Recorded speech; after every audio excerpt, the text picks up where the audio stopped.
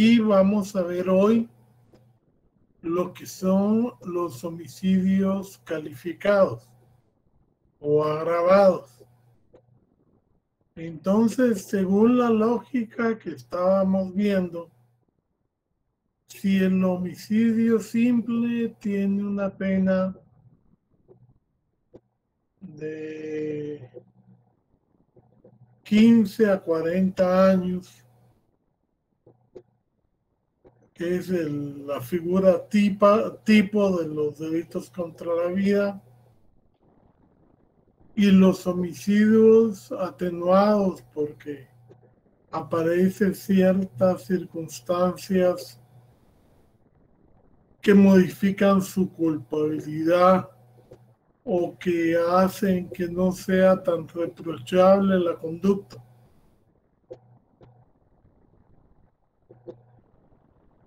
Tienen una pena inferior al atenuado. Lógico es pensar que la figura agravada va a tener una pena mayor que la del homicidio simple, por ser una figura agravada. Entonces tenemos ahí que los delitos van a estar en un rango de 25 a 50 años, y cuando todavía se daba hasta el año 90 y algo, los que admitían la pena de muerte, que ahora ya sabemos que está desterrada del ordenamiento jurídico guatemalteco. Bueno, entonces vamos a ver, abran su código en el artículo 131, por favor.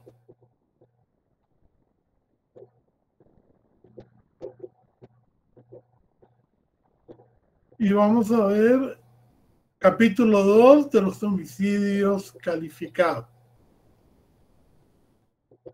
Les dije que tenían que leer la ley contra el femicidio, específicamente los primeros artículos, y en especial el 6, que es el que tiene el delito de femicidio. Entonces, eso lo vamos a ir explicando, digamos, de último. Me interesa que veamos las figuras del parricidio y del asesinato, la ejecución extrajudicial que deriva de una convención internacional también, y la ley del femicidio. Entonces veamos. Un vínculo que siempre fue sancionado o mayormente reprochado es cuando uno da muerte al padre, a la madre o a un hijo, es decir, en línea recta, porque es el parentesco más directo que se tiene. Entonces vemos que nuestra ley en el artículo 131 dice: quien conociendo el vínculo matare a cualquier ascendiente o descendiente o a su cónyuge o a la persona con quien hace vida marital, será castigado como parricida con prisión de 25 a 50 años. Vamos a ver, don Robert Alexander, ¿qué tipo de sujeto activo es este? El que le da muerte al familiar ascendiente o descendiente. Sí, ¿qué tipo de sujeto activo es?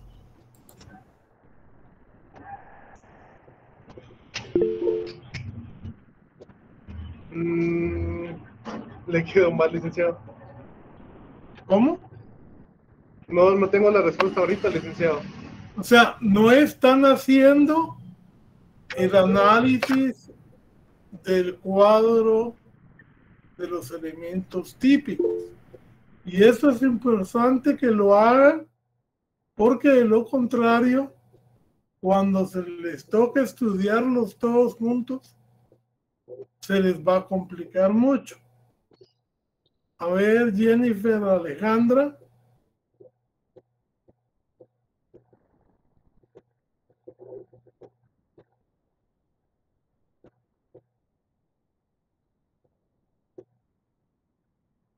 Edwin Rolando. Buenas tardes, licenciado. Aquí el sujeto activo es cualquier persona, licenciado. Ok. Aunque le voy a decir que aunque aparentemente se dice cualquier persona, más adelante lo cierra. Al indicar que podría ser un padre o una madre. O sea, hijo, tiene que ser ya específicamente. ascendiente, descendiente. O colateral. No, no. No, solo en línea Ascendiente, recta, ¿verdad? descendiente y cónyuge o con quien está haciendo vida marital. Es decir, este es un sujeto que aparentemente de la primera lectura dice cualquier persona, pero no. No es cualquier persona. Es un padre o una madre con respecto a sus hijos, a sus nietos, porque hasta qué grado es el parentesco en línea recta. Hasta el cuarto grado. Bueno, entonces, don Alan Mauricio, dígame cómo se cuentan los grados en el parentesco por línea recta.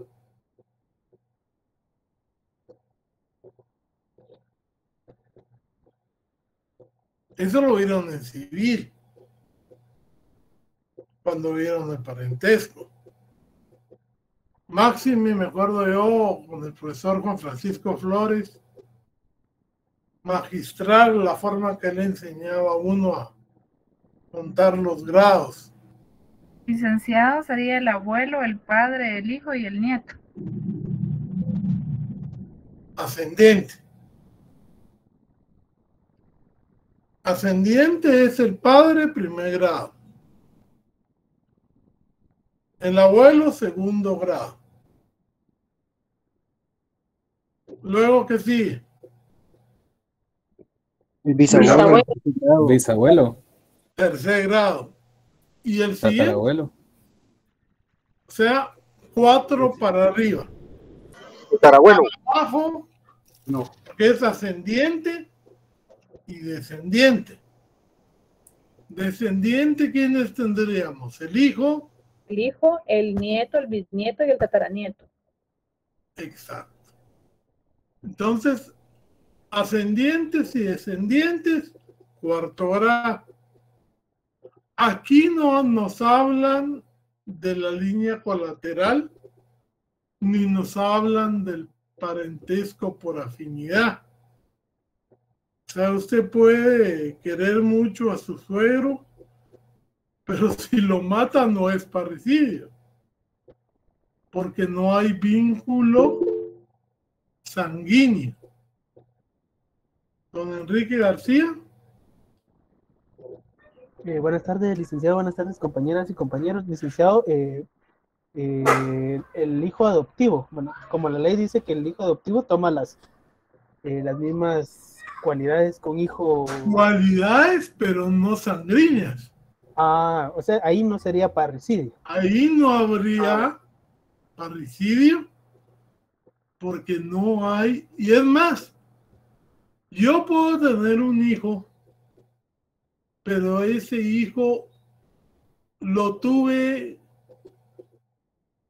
de una noche de copas, diría María Conchita Alonso, y nunca me enteré que la persona, que ni la terminé de conocer, había quedado embarazada, y menos que había quedado embarazada de un hijo mío, pues. Lógicamente, como ella estaba enamorada, sí le dijo todo el tiempo, mira, fulano es tu papá. Y mira, ese señor que está saliendo en la prensa es tu papá. Y así le fue comentando. Llega un momento en que él, al ver todo lo que sufrió la mamá,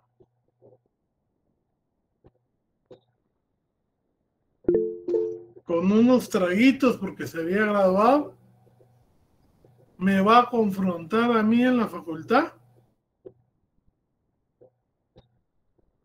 Nos enfrentamos y me da muerte. ¿Habrá parricidio ahí? No, porque no era tu pariente. Bien, era mi pariente sanguíneo. Si le sacan ADN, va a ser mi pariente. Pero no lo sabía. Hay una Ahí está, porque se requiere el conocimiento. Ahora la pregunta es, ¿el conocimiento de quién? De quien lo mató. Exacto. Él sí sabía que yo era de quien ejerce la acción. Él tenía que saberlo. Por eso les pregunto. Porque él sí sabía que yo era su papá. Y de hecho me fue a matar porque había sido un padre irresponsable. Entonces sí era parricidio. Ajá, exactamente. Por eso les digo, aquí lo que cuenta es el vínculo sanguíneo y que la persona que ejecuta la acción sepa contra quién la está ejecutando. Porque estamos hablando de que si ya matara a una persona es un delito doloso, aquí hay un dolo que la doctrina más romántica, más antigua, habla de un dolo duplicado. Porque yo no estoy matando a cualquier persona, sino estoy matando a un pariente en línea ascendente o descendente. A ver, Cintia Abigail. Licenciado, buenas tardes, disculpe. Entonces, si no conoce el vínculo, no es parricidio. Si el actor no... Porque el vínculo se puede comprobar. Con el ADN. ¿Ya? Gracias, licenciado. Doña Jamie. Buenas tardes, licenciado. Una pregunta. O sea que si un padre mata a su hijastro, ahí no existe parricidio, ¿verdad, licenciado? O sea, si no tiene sangre de él, si no lo engendró, puede haber crecido con él toda la vida, que no hay parricidio. En el parricidio lo que manda es precisamente el vínculo de sangre. Y por eso, digamos, el típico caso de Caín y Abel no es parricidio. ¿Por qué? Porque ellos no son padre e hijo. Ellos son hermanos. Eso sería un caso de fratricidio. Pero Guatemala no contempla el fratricidio. Sí contempla un aumento de la pena por parentesco. A ver, Leslie, Paola, dígame, ¿en dónde está el fundamento de que si yo soy pariente suyo, eso me puede agravar la pena? Pongamos que seamos primos, hermanos. ¿Dónde está ese? Eso lo vieron ustedes en Penal 1.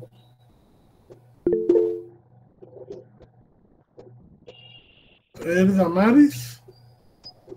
Licenciado, sería el artículo 31, circunstancias mixtas. Exactamente. Esas circunstancias mixtas permiten que el hecho de ser parientes pueda agravar, en el caso de delitos contra la vida o lesiones, agrava la pena o pueda atenuar. Digamos, generalmente cuando se trata de hurtos menores o delitos patrimoniales menores, eso pues disminuye la pena. Entonces aquí lo más importante es el vínculo. Y por eso es que nuestra ley, si ustedes se fijan, habla del cónyuge o habla de quien esté haciendo vida marital.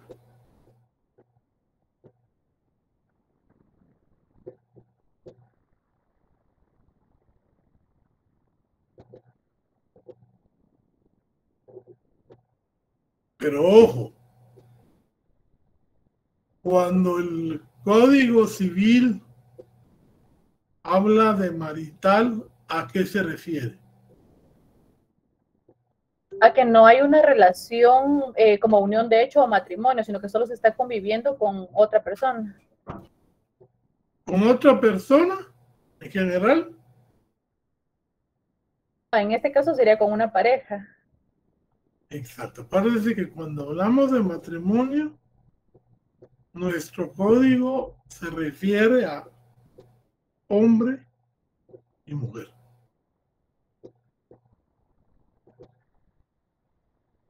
Aunque otros países acepten el mismo matrimonio o un concepto de unión libre o en fin, aquí en nuestra ley, cuando hablamos todavía de matrimonio, hablamos de una unión de pareja, entendiendo a la pareja limitadamente en el sentido de hombre y mujer.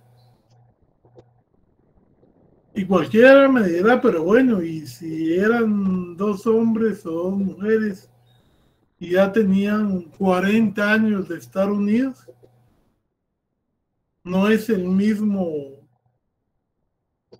vínculo, no es la misma confianza, sí, pero en nuestra ley van a haber agravantes, pero no va a llegar a parricidio. No cualifica para parricidio.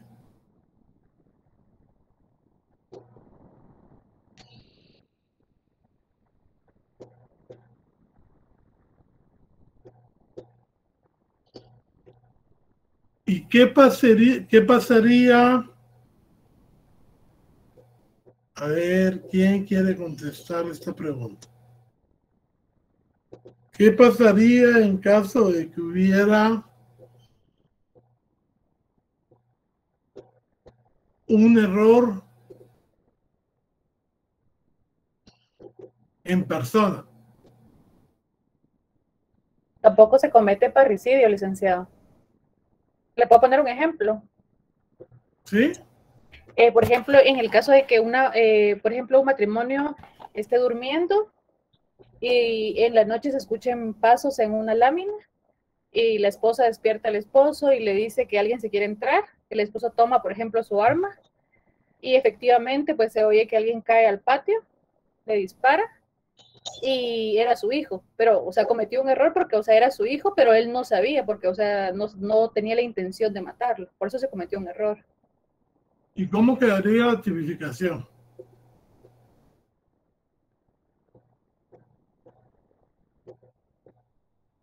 Como un delito culposo. Pues dígame cómo quedaría la tipificación en ese caso.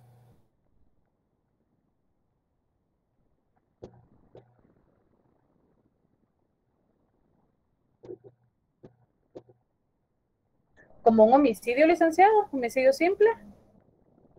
Fíjese que según la ley habría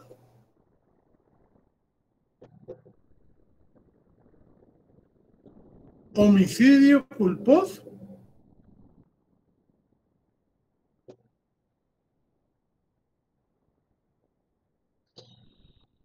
y tentativa de parricidio.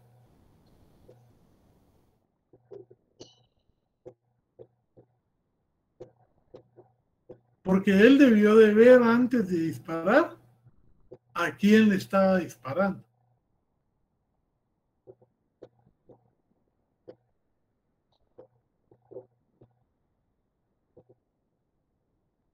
Así lo resuelve ese famoso autor Yesek. También lo mira así Muñoz Conde. Quienes tengan el libro a la mano lo pueden ver. Cuando hay un error en persona, va a haber una tentativa de un delito mayor y un homicidio culposo siempre por falta de cuidado.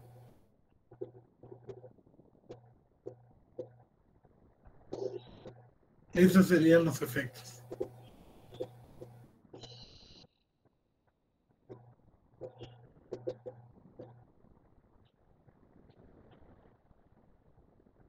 Y sigamos con más ejemplos. Yo voy manejando algo alcoholizado y me voy a estrellar a un paredón e iban conmigo mi esposa y el menor de mis hijos. Ellos dos mueren y a mí me salva la bolsa de aire. ¿Qué delito hay? ¿Culposo? Exacto. Homicidio culposo porque nunca hubo intención de matar. ¿Habrá pena?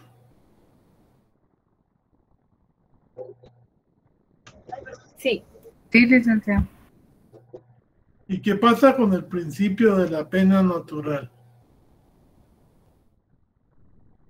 O sea, una persona que por su irresponsabilidad causa la muerte de la esposa y del hijo.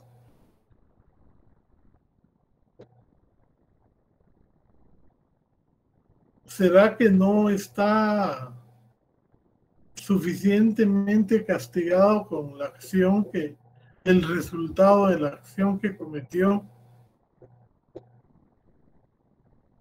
Esa persona inclusive de repente va a tener trastornos psicológicos.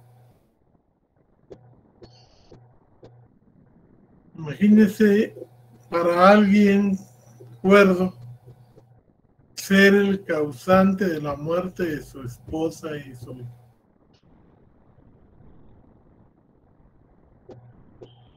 Cuando la madre culposamente causa su aborto,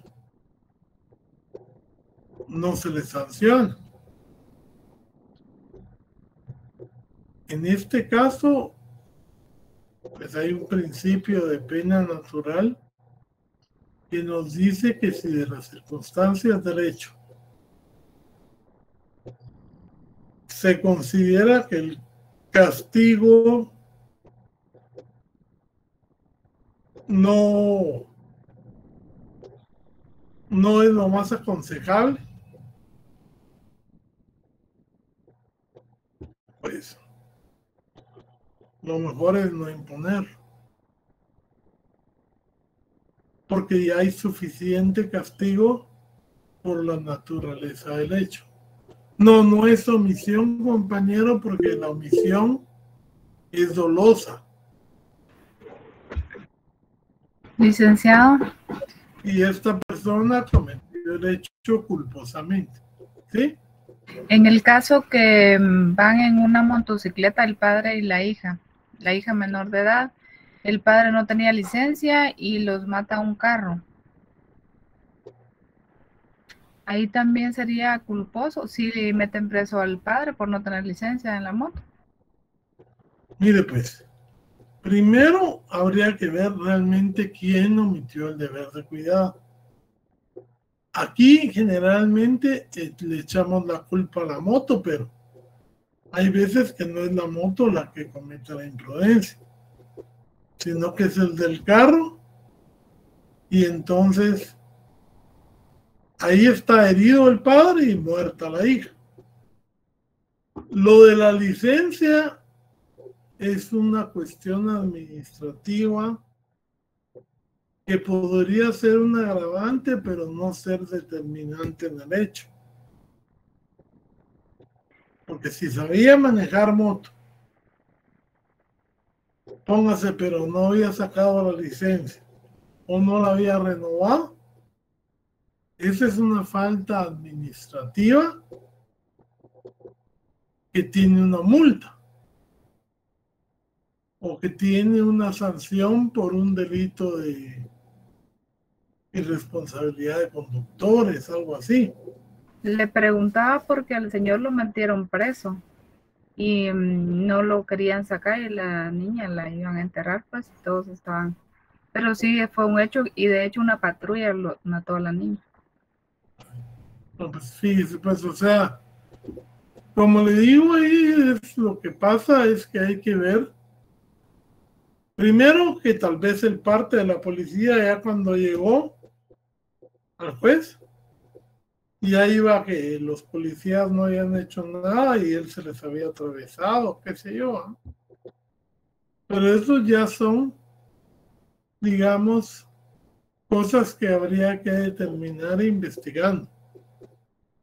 Pero el hecho de que no tenga licencia de por sí no le adjudica la culpabilidad que tiene que ser demostrada.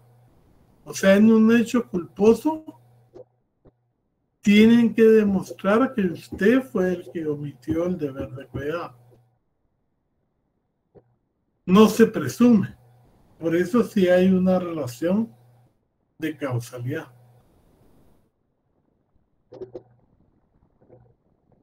¿Sí, don Juan Pablo? Entonces eso quiere decir que la falta de licencia no demuestra la impericia de la persona. Mire, pues es que no necesariamente. Porque esa persona puede ser que maneje y maneje mejor que el mismo que está manejando el carro. Para ver la responsabilidad de un hecho culposo, realmente hay que ver quién fue el que cometió el hecho que produjo el accidente. No tanto, no hay que irse, digamos, o indisponerse porque no está cumpliendo una reglamentación, sino que hay que investigar quién fue el que provocó el hecho que es, digamos, el que causó el resultado dañoso. Además, nada se puede presumir en contra del procesado. Porque hay un principio pro operario. Porque es más que una falta administrativa, es un delito. Si usted como policía detiene a alguien y no tiene licencia, claro que le puede aplicar la multa, pero no es un delito. ¿Ya? Sí, licenciado, muchas gracias por la aclaración. Don Enrique García. Licenciado, solo regresando al ejemplo que puso usted del esposo que va alcoholizado y choca y se muere la esposa y el hijo. Entonces es homicidio culposo, pero sí, se puede invocar al principio de la pena natural. O sea, su pena va a ser, es como moral, ¿verdad? O sea, su pena va a ser su condena. O sea, claro, hay que demostrar que realmente le causa un gran impacto, y eso ya sería una prueba de orden psicológico que tira a lo moral, como usted dice. Además hay que ver si fue su primer hecho. Lo malo es que fue un hecho grave y causó un daño grande. Pero si no había tenido antecedentes y todo, sería de considerarlo.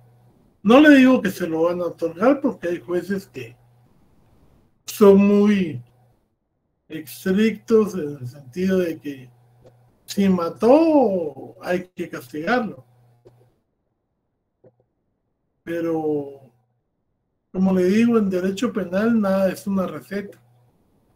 Y uno tiene que ver que la misma ley penal contempla excepciones para ciertas personas.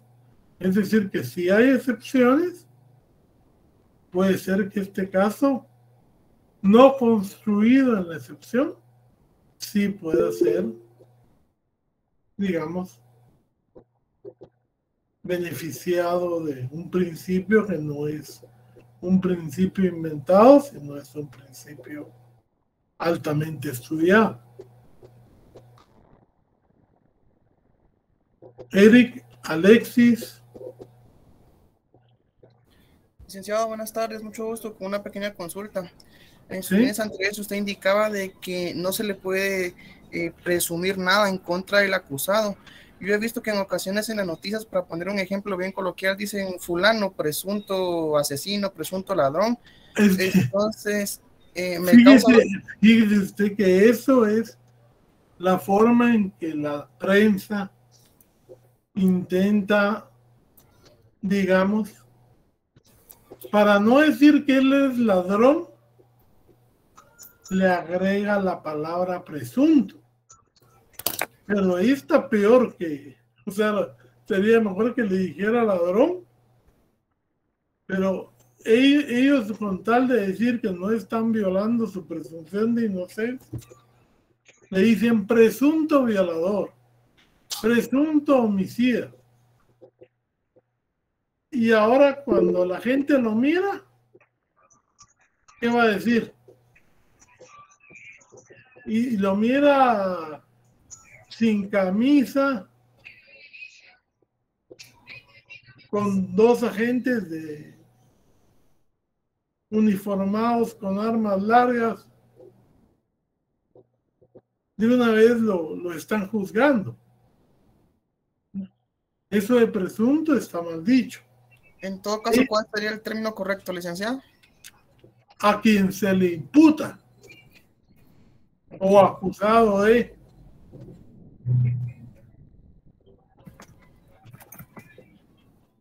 Gracias, licenciado. Don Alan Galvez. Buenas tardes, licenciado. Entonces, ¿por qué cuando se le dice presunto delincuente o algo así, por qué lo envían a prisión preventiva y no hay un debido proceso? Porque ahí sí se está violando entonces su presunción de inocencia.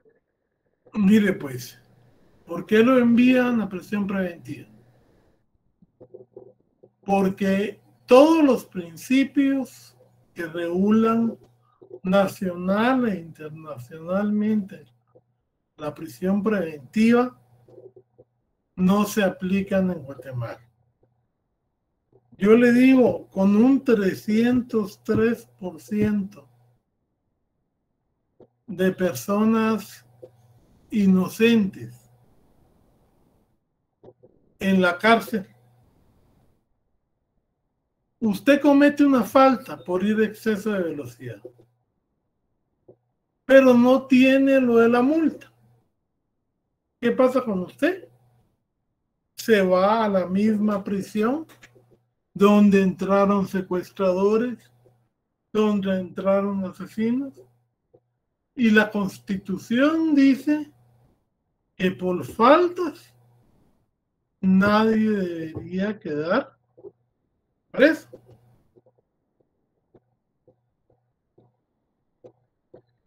Entonces, una cosa es lo que dicen los derechos y otra cosa es la que como opera el sistema. Es más, ¿qué hicieron cuando se dio lo de la pandemia?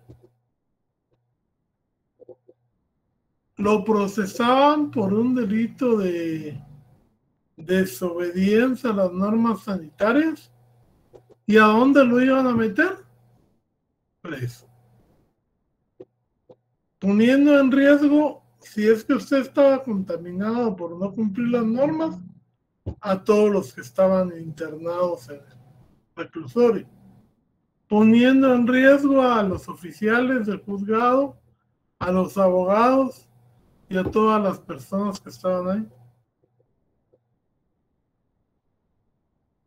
Eso para mí y para el mundo entero es una mala decisión político-criminal, porque hay mecanismos que pueden afectar más y no necesariamente solucionándolo con encerrarlo. Por ejemplo, multas con trabajo obligatorio fines de semana, no sé, una multa pagadera, aunque sea por cuotas chiquitas, oficialmente descontadas de su salario. Habría que pensar en qué otros mecanismos habían y no inmediatamente ponerlos presos. Licenciado, pero en ese caso, ¿sí? Por ejemplo, si a alguien lo meten preso, pero todavía no se ha llevado a cabo su juicio y al final el juez da el dictamen de que él es inocente, entonces, ¿por qué habría que, por parte del Estado, darle una reparación digna a esa persona o no? Porque se violó su presunción de inocencia y al final salió... Eso es literalmente exacto, está regulado, pero yo le aseguro que en todo lo que del año 94 para acá, que aquí es este código fue que lo reguló, nunca se ha hecho. Y lo han demandado, pero ¿sabe cuál ha sido la respuesta? La respuesta es que el Estado va a pagar ese pago, pero si son 10,000 quetzales, lo va a pagar a 500 anuales, porque el reglón presupuestario no lo puede contemplar. Y si no se contempló en el de este año y no se aprueba el del otro año, sigue regulando el de este año y entonces no le van a pagar. Si no, todos pedirían eso, licenciado. Se quedaría pobre el Estado. O sea, lo que pasa es que, como le digo, aquí el problema no se conoce porque a nadie le importa quién se queda preso. Y que hayan la mitad de población que está presa, sean presos sin condena. Un 40% del resto sean presos condenados y un 10% sean presos que ya tienen derecho a estar libres por beneficios penales, pero que nunca los sacan de ahí.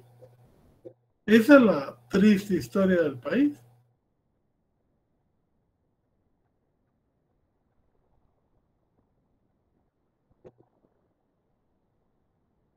Don Edwin Rolando.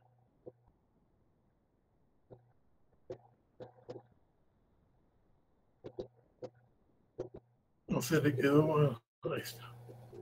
Bueno, entonces ya viendo varios supuestos de cuándo sí y cuándo no se da el parricidio, vamos a hablar del asesinato. El asesinato consiste en que una persona, ahí sí cualquier persona, le da muerte a otra.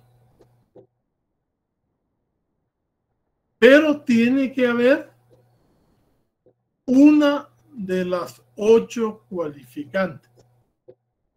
¿Qué quiere decir esto? Que tiene que haber una circunstancia objetiva o subjetiva que realmente agrave al homicidio y lo convierta en asesinato. Ahí tenemos las 8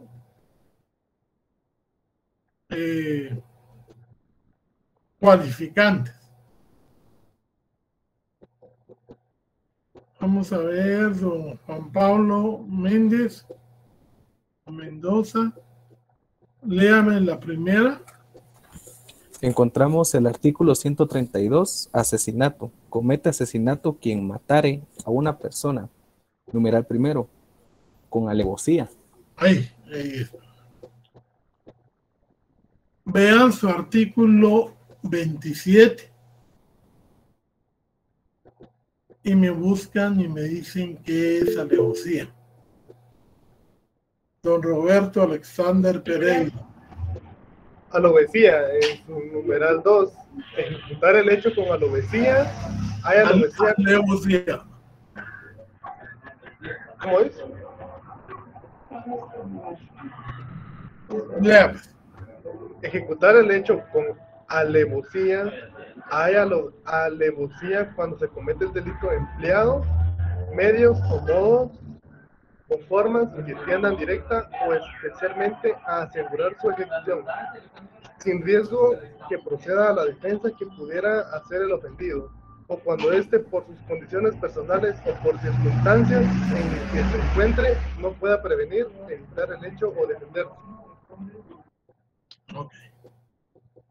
Matar con alevosía es matar mediante traición. O sea, es alevoso el ataque que se hace apuñalando a una persona por la espalda, emboscándolo, como dicen ahí, atalayándolo y que no se pueda defender. Eso es alevoso. Es alevoso también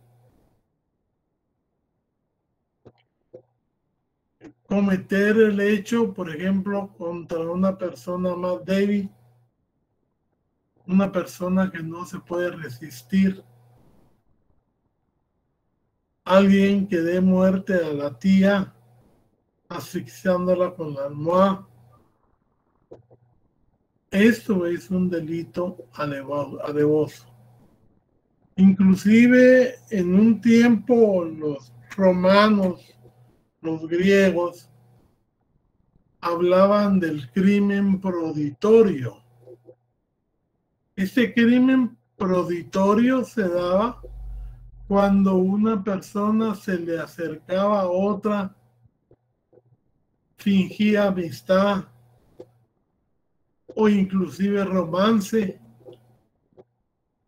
para que cuando éste estuviera confiado, lo matara. ¿Qué le hizo Dalila a Goliat? Lo enamoró. Lo enamoró. Y cuando ya él estaba confiado y se durmió, le cortó la melena sabiendo que ese era el secreto de la fuerza. Y después se lo entregó a los enemigos. Ahí hay un crimen con alevosía. ¿Ya? La segunda, el segundo cualificante, por favor. Don Juan. Dice en el numeral segundo, por precio, recompensa, promesa, ánimo de lucro. Ok.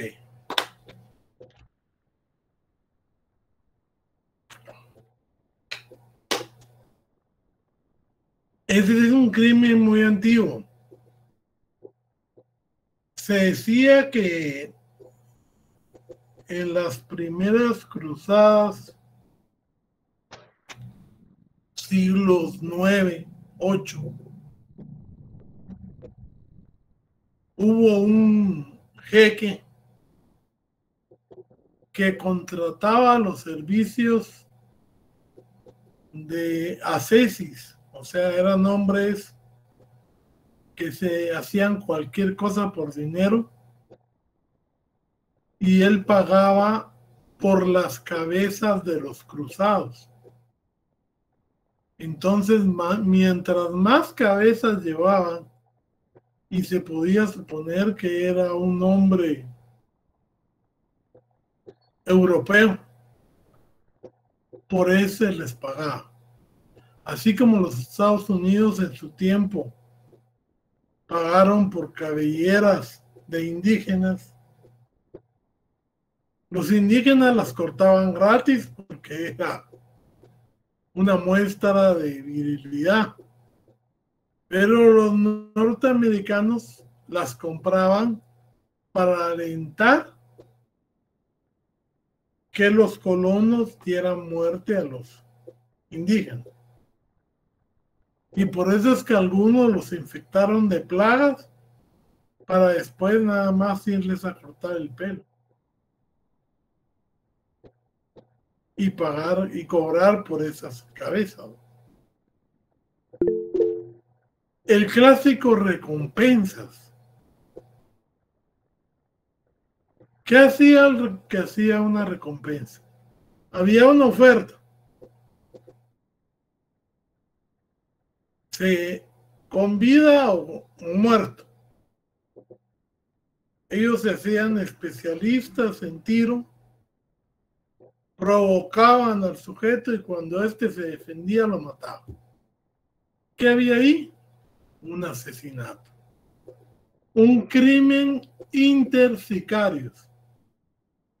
Y al haber este tipo de delito, vemos que se genera la figura del autor directo y el autor intelectual o instigador. Hay una persona que le ponía el precio a la cabeza de otro y otro que iba y lo mataba por obtener ese precio. O sea que habían dos personas. El que daba la orden, el que instigaba, y él o los que la ejecutaban. Entonces aquí hablamos de dos tipos de autoría. Y para demostrar eso, nosotros teníamos que corroborar cuál fue el precio, cuál fue la suma pactada, cuál fue la promesa en que quedaron para cometer ese delito. Esto se da mucho también desde el auge de los narcotraficantes y las famosas motos, ¿verdad? ¿Se acuerdan que aquí inclusive hubo un proyecto para evitar que las personas fueran dos en una moto, porque se estaba dando mucho ese tipo de uso de asesinos en moto. Entonces vemos que el asesinato es eso: matar a otro por precio o recompensa, y que en este caso tenemos dos autores ya: el que mata y el que ordena la muerte, que también se le llama instigador. Autor directo, artículo 36, inciso 1. Autor indirecto, artículo 36, inciso 2. El tercer realmente es bastante entendible. Cuando uno para matar usa inundación, incendio, veneno. En estos son muy famosas las mujeres, porque son las más técnicas en el uso de este tipo de medio, el veneno. No digo que solo ellas, pues, pero son las más famosas por los casos. Explosión, desmoronamiento, derrumbe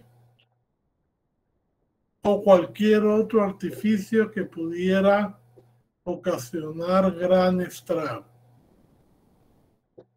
Vámonos al Padrino 2. Anthony, o Mike.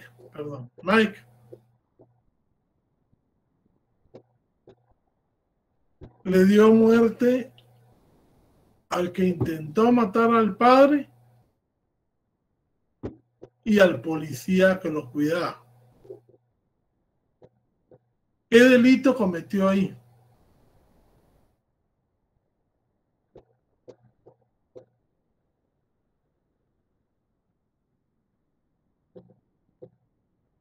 Por la forma en que se dio un asesinato. Exacto. ¿Por qué? Porque él entró sin arma. Ya tenía planificado que le iban a dejar un arma en el baño. Y entonces los otros estaban confiados que él estaba desarmado. De repente saca el arma y le pega un par de tiros a cada uno. Muertos. Se va a Sicilia, se casa, pero entonces ya lo habían ubicado. Entonces viene y uno de sus guardaespaldas, porque generalmente ahí la gente que contribuye es bastante cercana, le pone explosivos en el carro, creyendo que él lo iba a manejar. Pero que si la esposa, la reciente esposa, por darle la sorpresa, maneja y al nomás encenderlo, estalla.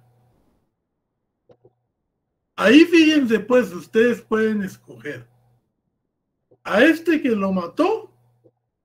Bueno, mató a la esposa y ahí hay un error en persona. Él quería matar a Michael. Inclusive le gustaba la patoja. Pero hay tentativa de asesinato en cuanto a Michael y homicidio culposo en cuanto a la esposa.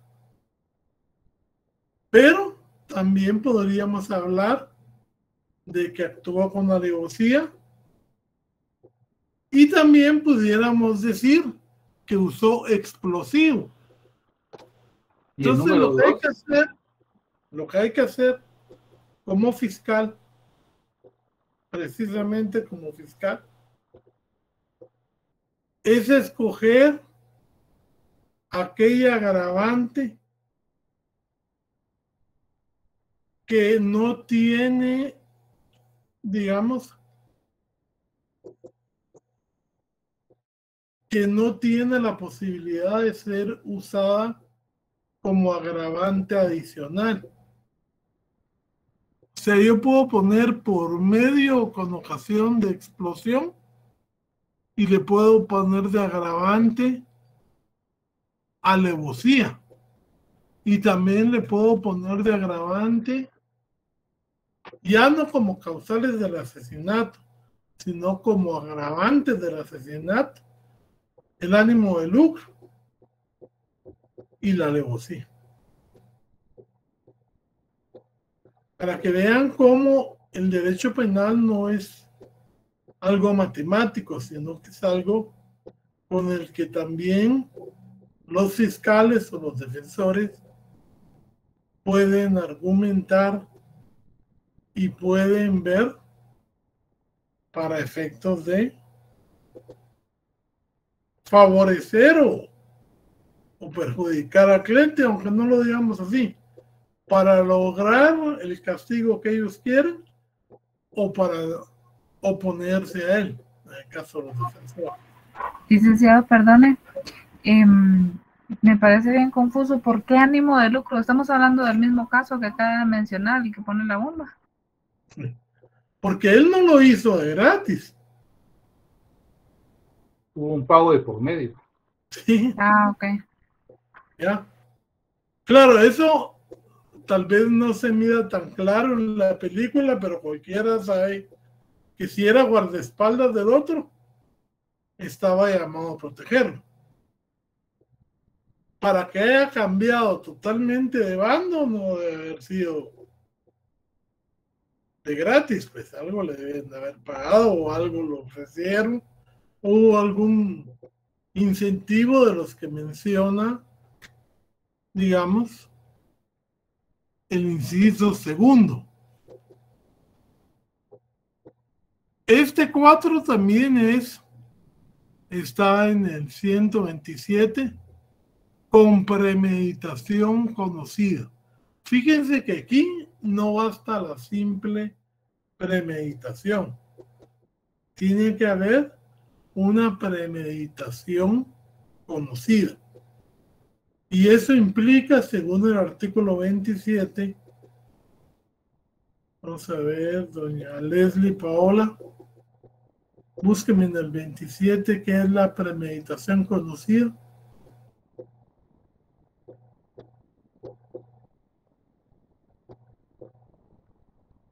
O doña Lidia Marilis.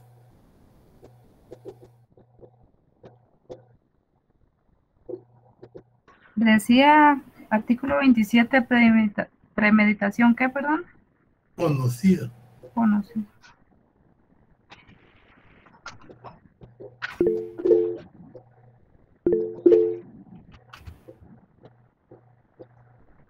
Damaris Julieta, ¿ya me encontró? Ya, licenciado. Hola. Artículo 27, numeral 3, premeditación conocida. Obrar con premeditación conocida. Hay premeditación conocida cuando se demuestre que los actos externos realizados revelen que la idea del delito surgió en la mente de su autor, con anterioridad suficiente a su ejecución, para organizarlo, deliberarlo o planearlo, y que, en el tiempo que medió entre el propósito y su realización, preparó esta y la ejecutó fría y reflexivamente. O sea, no es cualquier premeditación, sino que es una premeditación que nace con un tiempo de antelación en el cual él puede idear cómo hacerlo y prepararse para hacerlo de acuerdo al plan. Por eso es que dice hacerlo fría y reflexivamente. El siguiente inciso también está en las agravantes genéricas, que es con ensañamiento. ¿Quién lo encuentra ahí en el 27? Yo, licenciado. Dígamelo. Ensañamiento. Aumentar deliberadamente los efectos del delito, causando otros innecesarios para su realización, o emplear medios que añadan la ignominia a la acción delictual. Ignominia. Ignominia. O sea, ustedes han visto las películas de narcotraficantes, ¿verdad? Cuando dice el narcotraficante que lo van a partir con corta uñas, ¿a qué se refiere? A que la muerte va a ser tormentosa. A él lo pueden matar con un tiro o degollándolo, y eso va a ser rápido. Pero no, primero lo van a electrocutar, segundo lo van a acostar en cama de hierro con baterías de carro, de ahí le van a sacar las uñas, de ahí se van a sacar las uñas de las manos, le van a quebrar los dientes, como aparecían tanta gente digamos en el periodo de la posguerra aquí en Guatemala o en la guerra, que aparecían deformados y tirados, deshechos, porque era por ensañamiento. Henry García Arbán. Licenciado, incluso el ensañamiento se da todavía en casos, y es como muy común en mujeres, ¿verdad? En el delito de femicidio.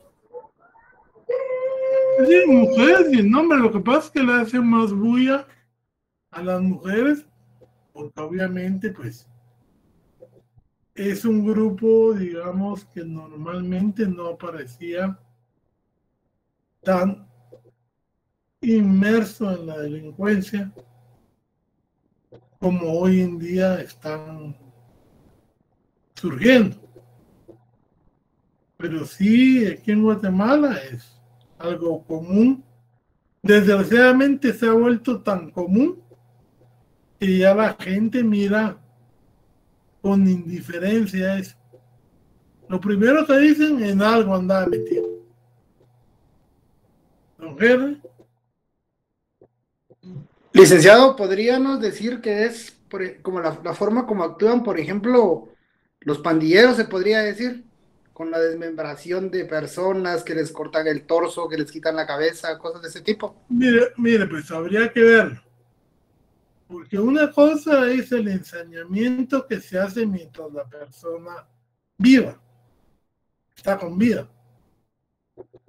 Muchos maderos lo que hacen es que para deshacerse del cadáver los descuartizan, pero ahí está la persona muerta, entonces ahí ya no hay, digamos, esa causal.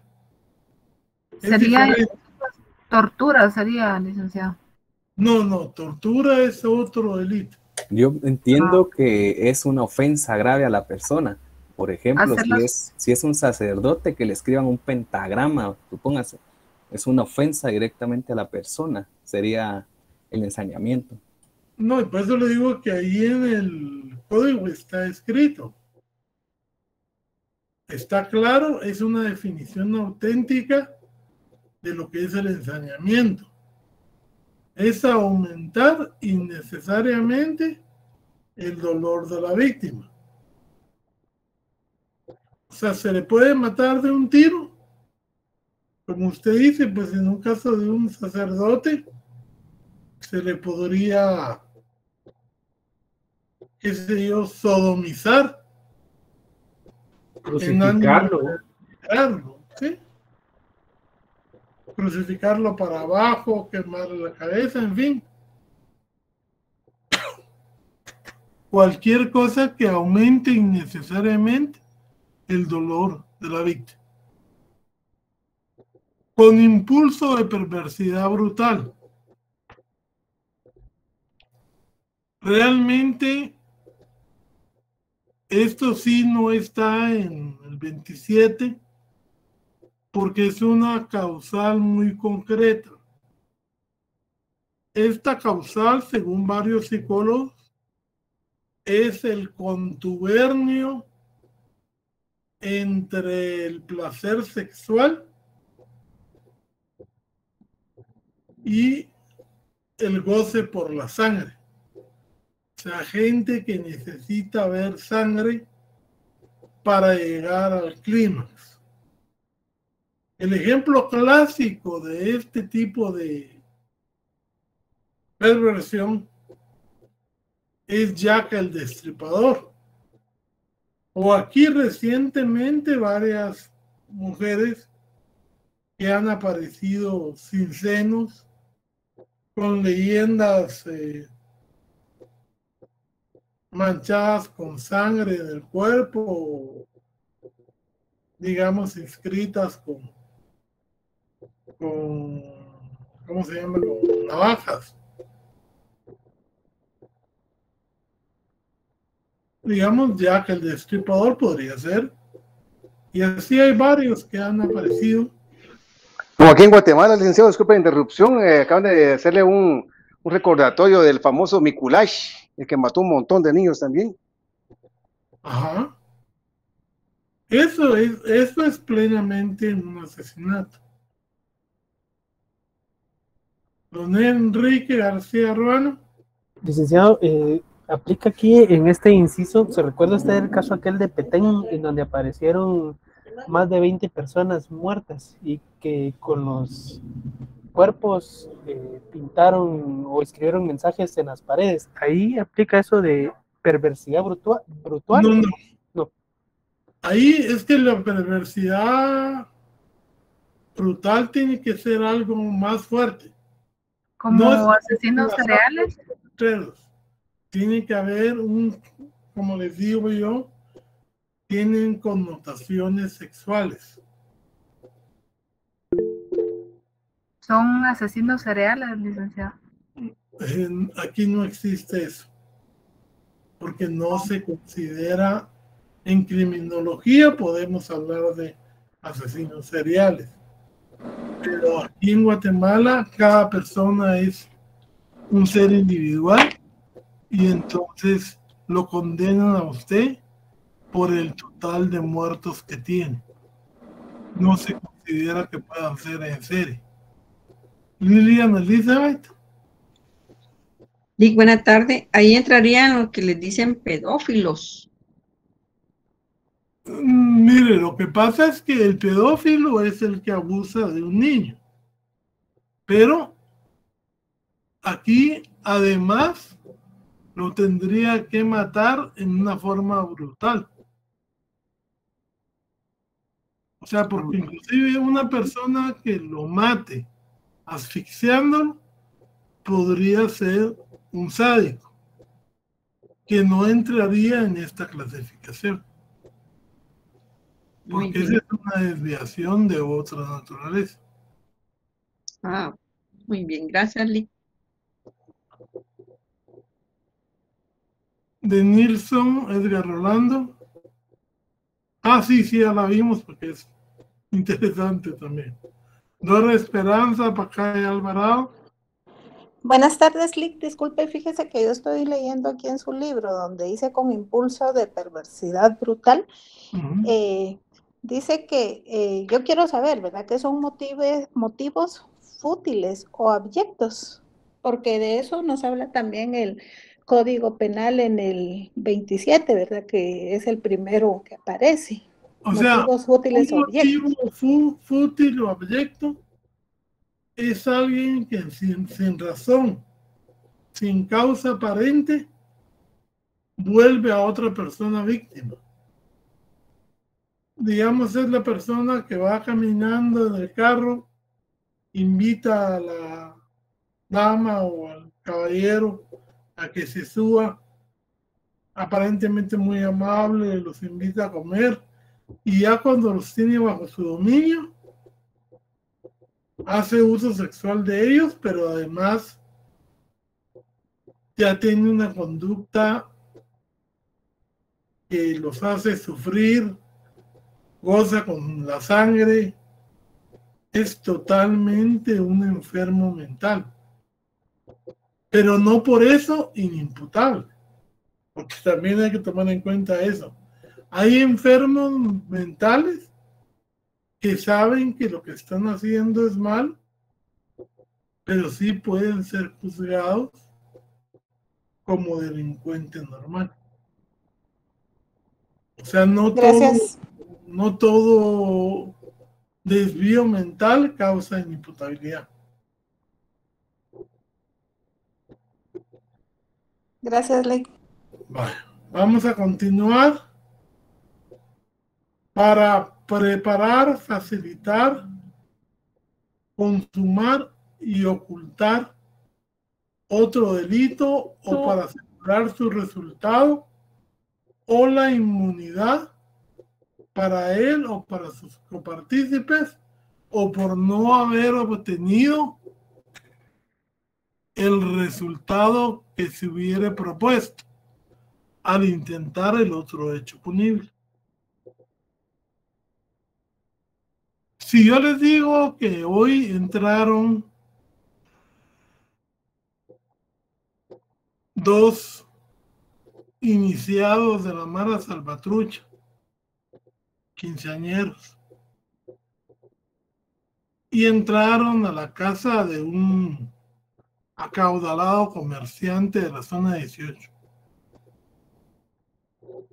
Pero en ese momento ladró un perrito chiquito que ni siquiera sabían que existía, y salió el señor machete en mano, ante lo cual le metieron un par de disparos. Se asustaron y salieron corriendo. ¿Qué creerían que hay ahí?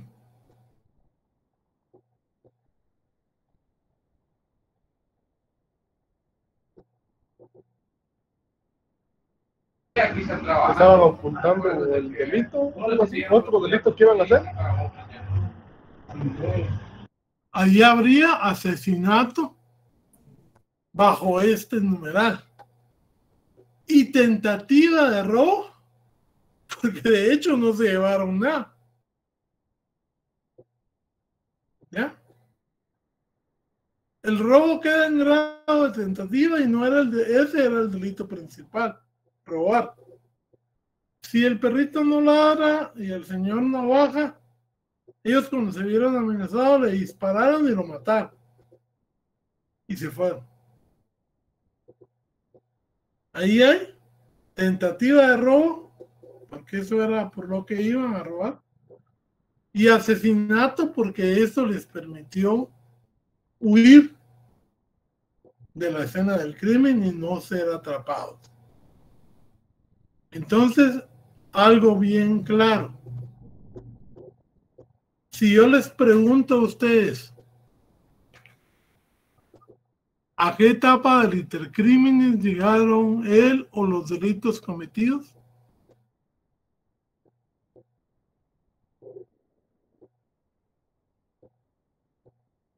¿A la fase externa? No, es que la fase externa no es a qué etapa.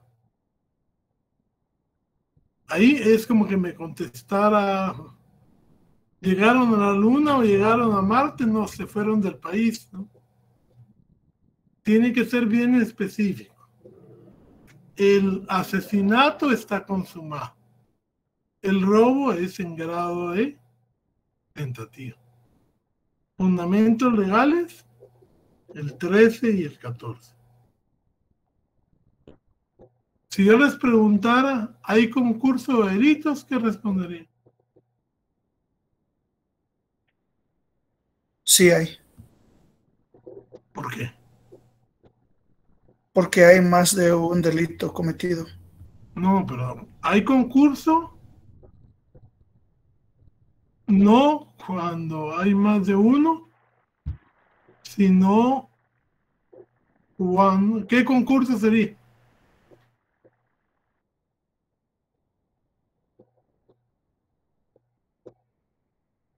Don Oscar René, ¿qué concurso sería?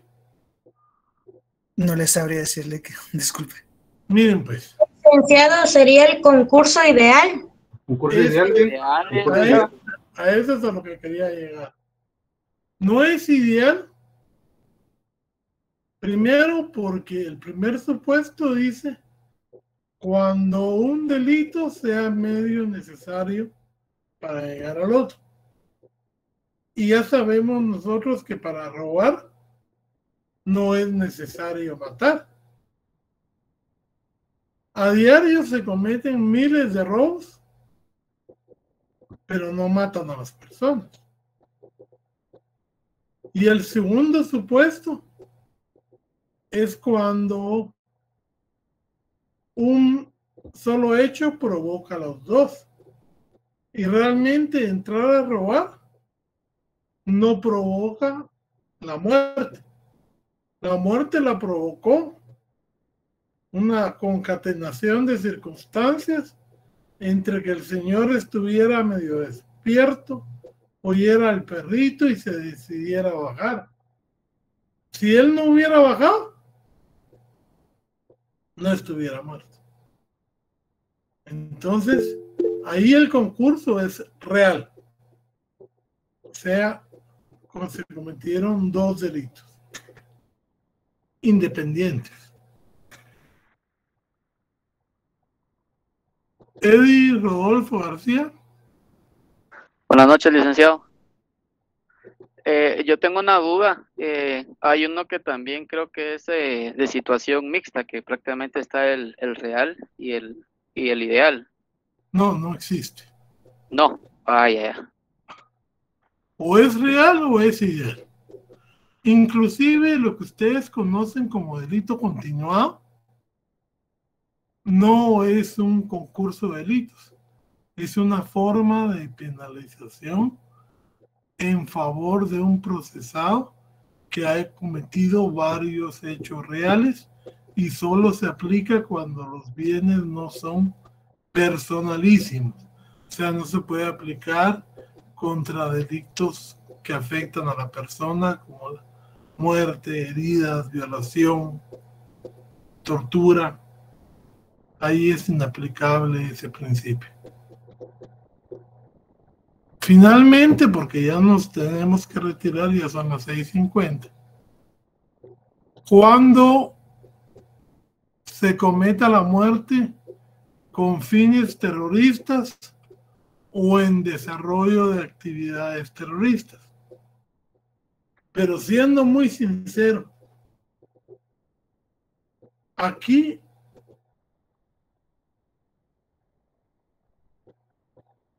partiendo que no hay grupos terroristas, porque no hay grupos que quieran alcanzar el poder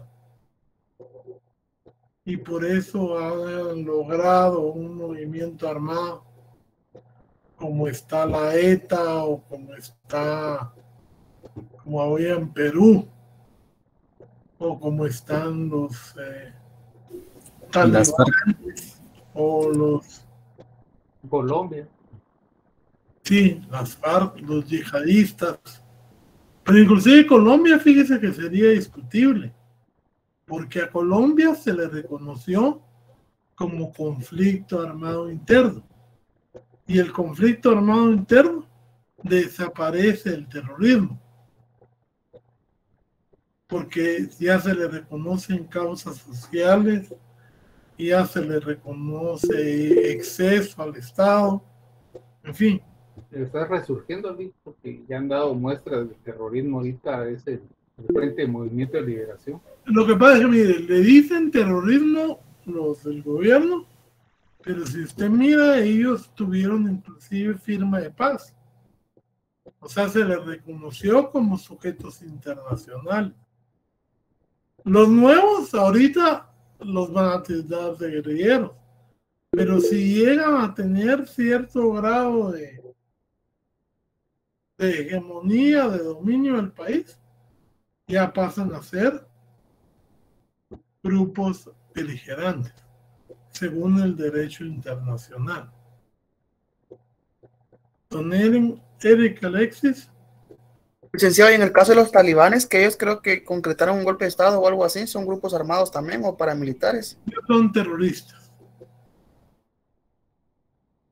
Porque ellos, digamos, inclusive abanderan distintos distintas actuaciones en otros países y están fortalecidos por una creencia. Es como los yihadistas, son los, digamos, extremos, los del Islam, pero en su versión extrema. Por Esperanza Pacay. Lick, entonces acá en Guatemala serían delitos contra el orden público. Exacto. No hay eso que quiere el Estado perseguir a los que salen a protestar a la calle o toman. Ellos, los protestas van contra determinadas situaciones. No buscan tomar el poder. Lo que pasa es que ellos aprovechan y para repelerlos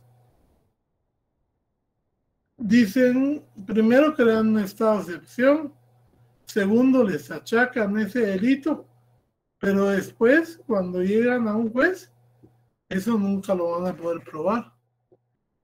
Y entonces se cambia por otro delito.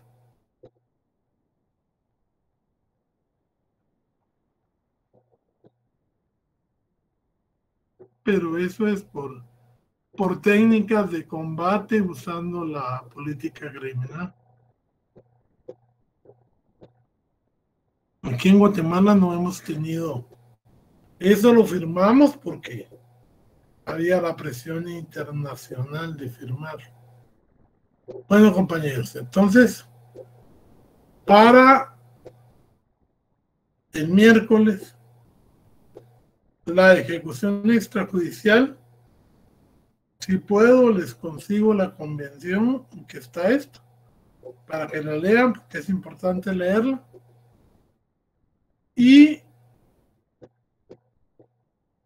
les voy a decir, necesito que me traigan bien leído, pero bien leído el artículo 6 del femicidio, para que vean cómo cambia el panorama con esa ley de femicidio. Nos vemos el día miércoles. Con cuidado. Licenciado, buenas noches. Disculpe, estoy viendo ahí un mensaje donde le agradecen por que se facilitó, no sé, la adquisición de libros o algo. ¿Están vendiendo libros o algo? Perdón, licenciados, que de ser así yo quisiera uno. Sí, hombre, el problema es que yo le di al compañero los últimos que me quedaban. Oh. O sea, pero si realmente quisieran y fuera una cantidad más o menos, yo inclusive pues quería como a un nuevo tiraje, porque si ahorita sí ya me quedé en la compra. Sí, yo lamentablemente no me di cuenta porque es que viene cómo se saturan los chats con mensajes que es nada que ver, y lo que es realmente importante ya se le pierde hoy entre tanto mensaje. Pero yo en mi caso sí quisiera pues comprarlo. Pues como le digo, pero... Compañero, buenas noches. Perdona, licenciado. Milton indica ahí en el chat que aún tiene libros, que se contacte con él. Ah, bueno. Buenísimo. Ahí está entonces. Buenísimo, gracias, licenciado. Feliz noche entonces. Buenas noches, licenciado, compañeros. Feliz noche, licenciado.